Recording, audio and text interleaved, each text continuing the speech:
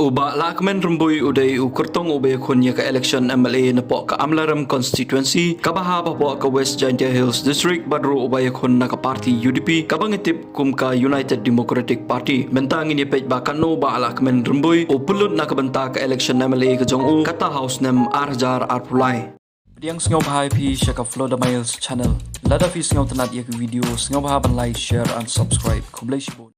Expenses in public meeting, rally, procession extra kalong saulak Rp20,000 prapam drudengka. Expenditure on campaign vehicles used by candidate kalong Rp20,000 praspa saupo pradengka. But ke total kalong sanlak Rp20,000 kendai spa laipu sau tengka. Amount of own fund used for the election campaign kalong sanlak kendai Rp20,000 tengka. Expenses in public meeting, rally, procession extra kalong erecting stage, pandal and furniture kalong chilak Rp1,000 spa niapo tengka. Hiring loudspeaker, microphone, amplifier, compares extra kalong kendai pun Rp2,000, poster, handbill, pamphlets banner kalong Rp1,000 news pak prabusan dengka. Beverage like tea, water, cold drink, juice extra kalong Rp1,000 saus pak sanpo dengka. Illumination items like serial light board extra kalong Rp1,000 saus pak prabu dengka. Expenses on transport, helicopter, aircraft, vehicle board extra kalong chilak prabusan Rp1,000 praspa sanpo dengka. Power consumption generator charge kalong Rp2,000 san spa tengka. Other expenses kalong Rp4,000 lai spa bat kiwei Rp1,000 ka total kalong sanlak Rp4,000 sapulai tengka. Ki kali ki bau ba Lahkmen Rymbui upendan kam hakapor election kalong tang lightly but kini ki total kalong Rp4,000 praspa sapupra tengka. Ke detail of amount of own fund used for the election campaign hak artrik benai ba Rp1,000 apulai kalong sanlak tengka. Hak artrik benai belai Rp1,000 apulai kalong Rp4,000 tengka. But